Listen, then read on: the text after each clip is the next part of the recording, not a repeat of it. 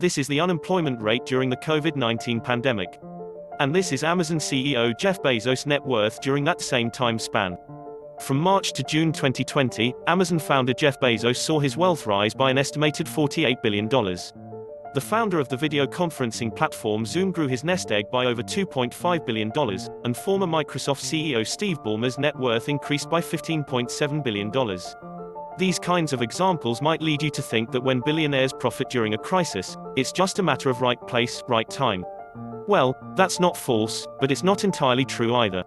Casino magnate Sheldon Adelson saw his wealth increase by $5 billion, while Elon Musk saw an increase of $17.2 billion. When you add up the numbers, billionaires in the United States have increased their total net worth $637 billion during the COVID-19 pandemic so far. At the same time, more than 40 million Americans filed for unemployment.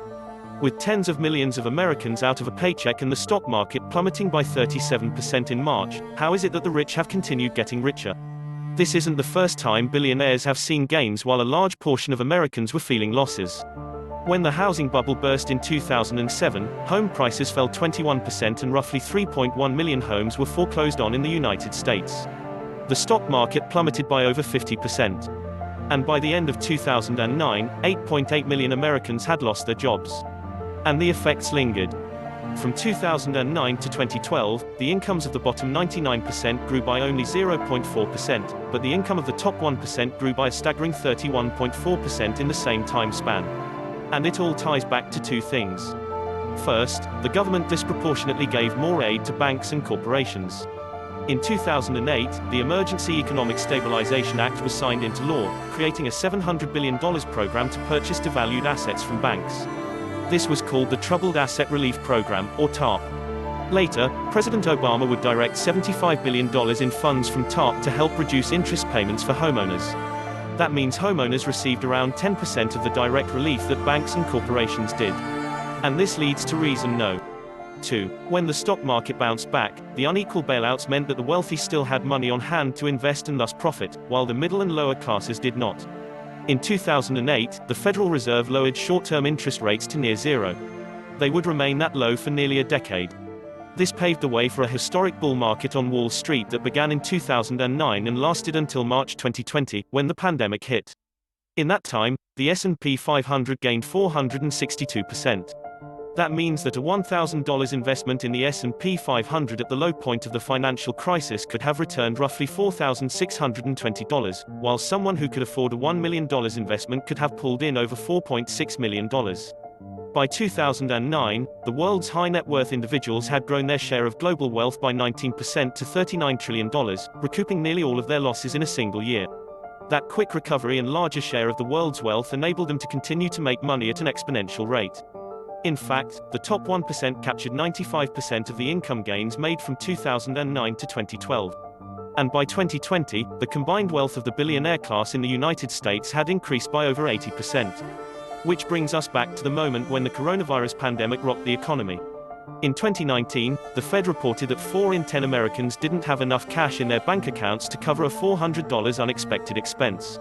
And in the first few months of 2020, 40 million Americans found themselves unemployed due to COVID-19. Many small businesses had to close due to lockdowns and social distancing, while others were forced to try to operate with entirely remote staff. The Small Business Administration made $349 billion available to small businesses with the Paycheck Protection Program. But like in 2008, $243 million of that was snapped up by large, publicly traded corporations, some of which were valued at over $100 million. Even hedge funds submitted claims to try to tap into what they saw as free money. On March 16, 2020, just 5 days after COVID-19 was declared a pandemic, the Dow suffered the worst single-day points drop in its history. But by June 4, 7 of the world's richest people had seen their fortunes increase by over 50%. Part of what made this possible was a stock market rebound fueled both by the Paycheck Protection Program and actions by the Fed.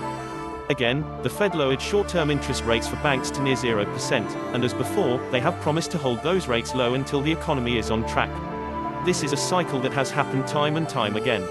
During the earthquake in Haiti in 2010, only 2.5% of the $195 million of relief funds went to Haitian companies. Much of the rest was awarded to DC-based construction companies. And when Hurricane Katrina struck New Orleans in 2005, real estate developer Joseph Cannizzaro said the clearing out caused by Katrina represented some very big opportunities. Cannizzaro was selected as part of a panel to develop the Bring New Orleans Back plan, part of which put a stop on reconstruction of low-income neighborhoods until the residents returned. Of course, residents couldn't return to their destroyed homes, and many were foreclosed on, paving the way for others to buy those properties and develop them. When the time did come to rebuild New Orleans, the engineering and construction company KBR received no bid contracts from the federal government for tens of millions of dollars. KBR received $31 billion in contracts from the government between 2001 and 2010. Vice President Dick Cheney served as CEO of KBR's parent company, Halliburton, for the 5 years leading up to his 2 terms in office. Combined with their immense investing and purchasing power, billionaires have had government resources in addition to their own resources to profit from during economic upheavals. And wealth-friendly tax laws and loopholes then keep those billionaires at the top.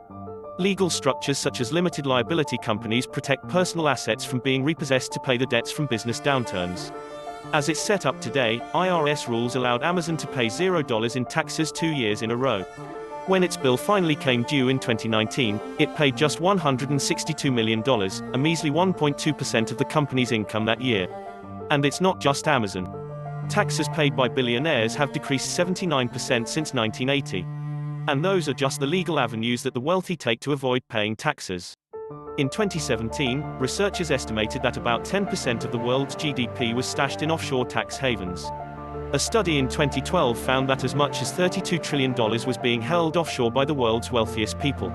So, after reviewing all this, what can be done to help level the playing field? A recent report by the Institute for Policy Studies lays out several action items.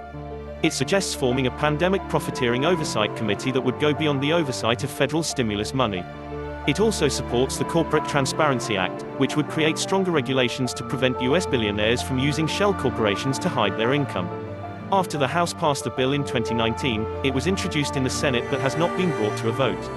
Other suggestions include an emergency 10% millionaire income surtax, a stimulus package aimed at funding charities, instituting a wealth tax, and reducing the amount allowed by the gift and estate tax. Last, and perhaps most importantly, the report underscores the need to shut down the global hidden wealth economy.